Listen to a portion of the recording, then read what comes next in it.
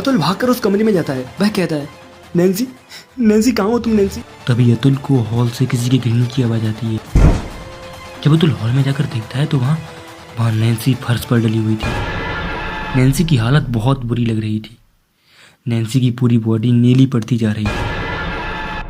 अतुल को यह समझ नहीं आ रहा था कि आखिर क्यों नैन्सी की बॉडी नीली पड़ रही है। अतुल जल्दी से नैन्सी को हॉस्पिटल ले जाता है। नैन्सी की हालत बहुत अनकॉन्शियस थी, इसलिए डॉक्टर उसे सीधा आईसीयू में भर्ती कर देते। अतुल हॉस्पिटल की एक बेंच पर बैठा हुआ था। तभी कोई आकर उससे कहता है, अरे अतुल तुम यहाँ, सब ठीक तो है ना? जब अतुल सामने देखता है तो उसके सामने वही ब्रोकर खड़ा था जिसने वह घर उसे किराए पर दिया था। अतुल उस ब्रोकर को वह सब कुछ बताता है जो पिछले कुछ दिनों में उसके और नैन्सी के साथ हुआ था। अतुल की बात सुनकर ब्रोकर कहता है, मतलब उस घर में एक बार फिर से वही सब होने लगा है जो कुछ सालों पहले शर्मा फैमिली के साथ हुआ था। अतुल कहता है, शर्मा फैमिली? ब्रोकर कहता है, हाँ शर्मा फैमिली। मैंने तुम्हें बताया तो था, पर तुमने मेरी बातों पर जरा भी ध्यान नहीं दिया। तुमसे पहले उस घर में शर्मा फैमिली रहा करती थी और उनके फैमिली मेंबर भी कुछ इसी तरह बीमार पड़ने लगे थे। कुछ दिनों बाद उनकी वाइफ और बड़े बेटे की मौत हो जाने के बाद उन्होंने वह घर छोड़ दिया था। अतुल कहता है, क्या आप यह बता सकते हैं कि उनके साथ एग्जैक्टली हुआ क्या था?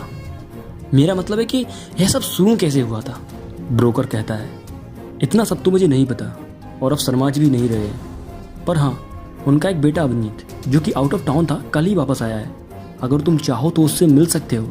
ब्रोकर अतुल को अवनीत का एड्रेस देकर वहाँ से चला जाता है।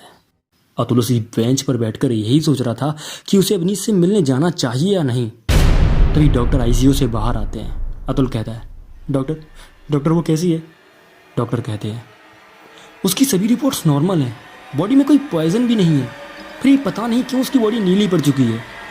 हम अपनी पूरी कोशिश कर रहे हैं, हमारी एक्सपर्ट टीम भी जल्दी यहाँ पर पहुँच जाएगी। और इतना कहने के बाद डॉक्टर वहाँ से चले जाते हैं। डॉक्टर की बात सुनकर अतुल सोचता है, शायद मेडिकल साइंस के पास नैन्सी का इलाज नहीं है। वह अवनीत से मिलने के लिए उसके घर की ओर निकल जाता है। अतुल अवनीत के घर पहुंचकर बेल बजाता है। जब अवनीत दरवाजा खोलता है तो अतुल पूछता है, क्या आप ही मिस्टर अवनीत शर्मा हैं? तो वह कहता है, हाँ मैं ही हूँ अवनीत, कहिए क्या काम है? अतुल कहता है, मेरा नाम अतुल है, मुझे आपसे आपके उस पुराने घर के बारे में कुछ बात करनी है। अवनीत कहता है, चलिए हम अंदर बैठकर बात करते हैं। अतुल अवनीत को पूरी बात बताता है।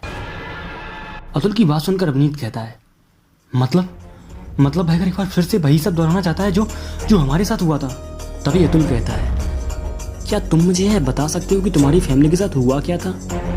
अवनीत कहता है, हम इस शहर में नए आए थे, हमें कुछ ही दिन हुए थे अपने उस नए घर में। दरअसल वहाँ एक पुराना खंडर था जिसे तोड़वाकर मेरे पापा ने वो घर बनवाया था। शुरुआत के 5-6 दिन तक सब कुछ ठीक चल रहा था। सुबह का टाइम था, मैं अपने बेडरूम में सो रहा था, तभी गेट पर नॉक होती है। मैंने दरवाज़ा खोलकर देखा तो पापा खड़े थे। वह बहुत परेशान लग रहे थे। वह कहते हैं, बेटा अवनीत, माँ तुम्हारे कमरे में है क्या? मैं कहता हूँ, नहीं पापा, माँ मेरे कमरे में तो नहीं है, क्यों क्या हुआ? पापा कहते हैं, बेटा हमने पूरे घर में देख लिया है पर तेरी माँ कहीं नहीं मिल रही है। तभी गार्डन से मेरे बड़े भाई की आवाज़ आती है, पापा माँ यहाँ पर हैं। हम वहाँ जाकर देखते हैं तो माँ ज़मीन पर बेहोश पड़ी थी। हम उन्हें अंदर लेकर आए, उन्हें तेज बुखार था। हमने डॉक्टर को बुलाया पर डॉक्टर के आने तक माँ की बॉडी नीली पड़ चुकी थी। उनकी कंडीशन बिल्कुल वैसी ही थी जैसी तुमने नैन्सी की बताई है। हमने बहुत इलाज कराया पर कुछ नहीं हुआ और एक दिन वो हमें छोड़कर चली गई। ऐसा ही मेरे बड़े भाई के साथ भी हुआ था। तो क्या नैन्सी भी? नहीं, मैं अपनी नैन्सी को कुछ नहीं होने दूंगा। अतुल अवनीत की बात को काटते हुए बीच में ही बोल पड़ता है। अवनीत कहता है, नहीं अतुल, जब तक मैं तुम्हारे साथ हूँ मैं तुम्हारी नैन्सी को कुछ नहीं होने दूंगा। मैंने पूरे 10 साल इंतजार किया है और इन 10 सालों में मैंने वो सारी विद्याएं हासिल की हैं जिनसे मैं उस घर में दफन राज के पन्नों को खोल सकूं और वो जो भी है उसका सामना कर सकूं। तभी अतुल का फ़ोन बजता है और उसने फ़ोन के उस तरफ से जो भी सुना था वह सुनकर उसका चेहरा पीला पड़ गया था। फ़ोन करते ही अतुल कहता है, अवनीत हमें जल्दी हॉस्पिटल जाना होगा। नैन्सी की हालत बहुत ख़राब है भाई, अजीब सी हरकतें कर रही है और डॉक्टर कह रहे हैं कि भाई अलग ही आवाज़ में चिल्ला रही है। यह सब सुनकर अवनीत समझ गया था कि नैन्सी को क्या हुआ है। वह दोनों हॉस्पिटल की ओर निकल जाते हैं। जब वह हॉस्पिटल पहुंचते हैं तो देखते हैं कि नैन्सी अपने होश में ही नहीं है। वह अजीब अजीब सी हरकतें कर रही थी।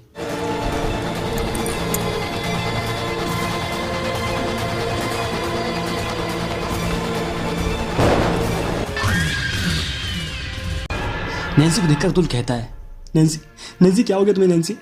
नैन्सी होश में आओ, मैं हूं अतुल। अवनीत अतुल को रोकता है। अतुल, अभी वो तुम्हारी नैन्सी नहीं है।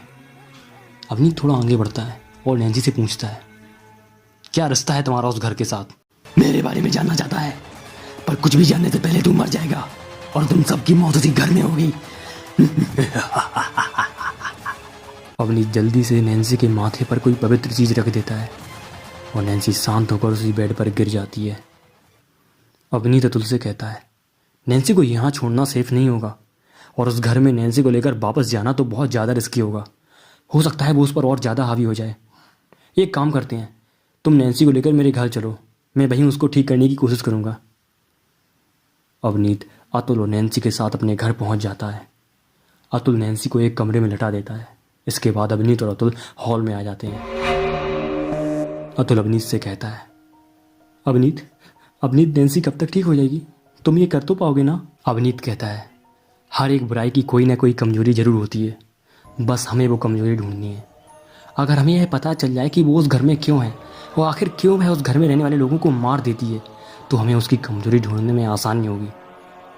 और एक बार अगर हमें उसकी कमजोरी पता चल जाती है तो उससे लड़ना थोड़ा आसान होगा। अतुल कहता है, तो देर किस बात की है, चलो चलते हैं उस घर में। अवनीत कहता है, नहीं, तुम नैन्सी के साथ ही रहोगे, नैन्सी को अकेले छोड़कर जाना सेफ नहीं होगा। अवनीत उस घर की ओर निकल जाता है।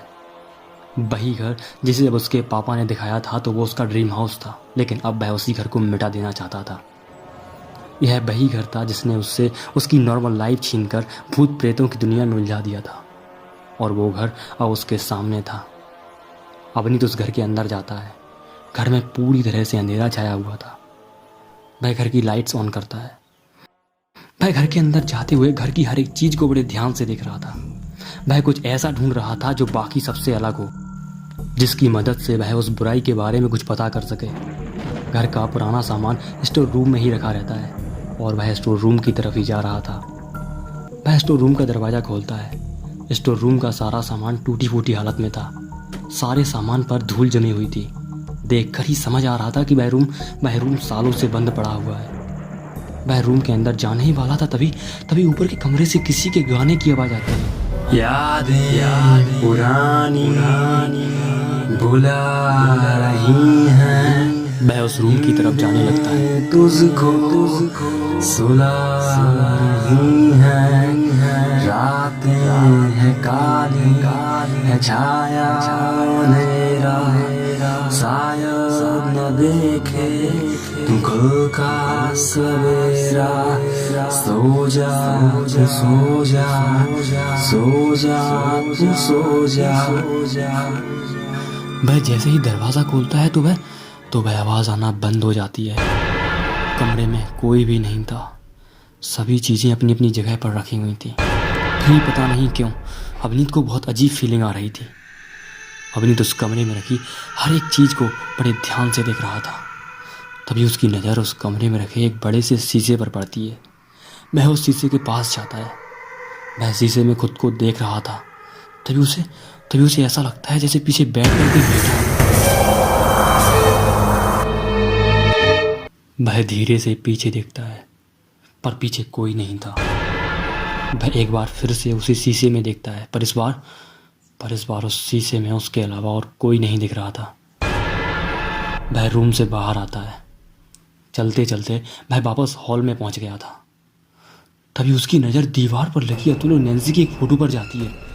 वह यह देखकर बहुत हैरान था क्योंकि नैन्सी की फ़ोटो से खून निकल रहा था। यह देखकर वह समझ जाता है कि नैन्सी के साथ कुछ तो बुरा होने वाला है। वह जल्दी से अतुल को फ़ोन लगाता है और बाहर की ओर भागने लगता है। हेलो अतुल, नैन्सी कहाँ है? तुम उसके पास ही हो ना? याद रहे, एक पल के लिए भी उसे अकेला मत छोड़ना। मैं वहीं आ रहा हूँ। लेकिन इससे पहले कि अतुल कुछ कह पाता, अवनीत ने फ़ोन कट कर दिया था। अतुल को यह समझ नहीं आ रहा था कि अवनीत ने ऐसा क्यों कहा। आखिर वहाँ ऐसा क्या हुआ होगा जिससे अवनीत इतना परेशान लग रहा था। अतुल नैन्सी के पास ही बैठा था। वह नैन्सी को देख रहा था। नैन्सी अपने बेड पर बिल्कुल शांत लेटी हुई थी। कुछ देर बाद गेट पर नॉक होती है। अतुल को लगता है शायद अवनीत आ गया होगा। वह कहता है, अवनीत अंदर आ जाओ, गेट खुला हुआ है। पर वहाँ से कोई जवाब नहीं आता है। अब गेट पर दोबारा से कोई नॉक करता है, पर इस बार बाहर जो कोई भी था वह नॉक करना बंद ही नहीं कर रहा था। अतुल को समझ नहीं आ रहा था कि इतनी रात को बाहर कौन हो सकता है, क्योंकि अगर अवनीत होता तो वह गेट खोलकर अंदर आ जाता, लेकिन बाहर जो कोई भी था वह अभी भी गेट पर नॉक कर रहा था। अतुल परेशान होकर गेट खोलने जाता है। वह गेट के पास पहुंचने वाला था, तभी गेट खटखटाने की आवाज़ आना बंद हो जाती है। वह गेट खोलता है पर बाहर कोई नहीं था। अतुल को यह समझ नहीं आ रहा था कि आखिर इतनी देर से गेट नॉक कौन कर रहा था और अब वो कहाँ चला गया। अतुल वापस लौटने ही वाला था, तभी उसे अवनीत दिखाई देता है। भाई तेजी से घर की तरफ आ रहा था। अवनीत कहता है, अतुल तुम यहाँ? अगर तुम यहाँ हो तो नैन्सी के पास कौन है? अतुल बोलता है, कोई बहुत देर से गेट नॉक कर रहा था। अवनीत कहता है, ओ माय गॉड, मैंने तुमसे कहा था ना उसे एक पल के लिए भी दूर मत होना। यह कहकर अवनीत नैन्सी के रूम की तरफ भागता है। उसके पीछे ही अतुल भी भागता है। वह कमरे में पहुंचते हैं पर अवनीत को जिसका डर था वह हो चुका था। नैन्सी अपने कमरे में नहीं थी। अतुल कहता है, नैन्सी कहाँ गई? वो तो अभी यहीं थी ना, मैं तो बस गेट खोलने के लिए गया था। और वो तो बेहोश थी, तो फिर वो अपने आप कैसे कहीं जा सकती है? अवनीत कहता है, मुझे पता है वह कहाँ गई होगी, चलो मेरे साथ। वह दोनों कार से कहीं जाने लगते हैं।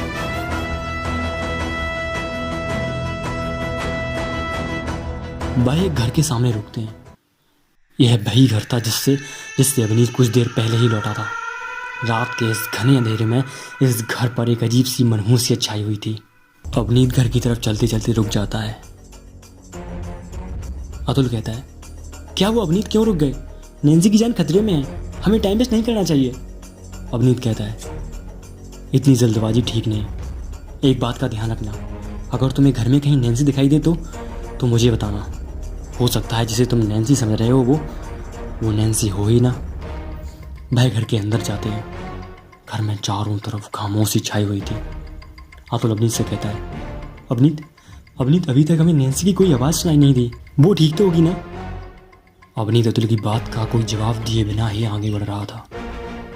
वह कुछ ऐसा महसूस कर रहा था जो बहुत ही अजीब था। उसे ऐसा लग रहा था जैसे कोई तो है जो उसके आसपास है।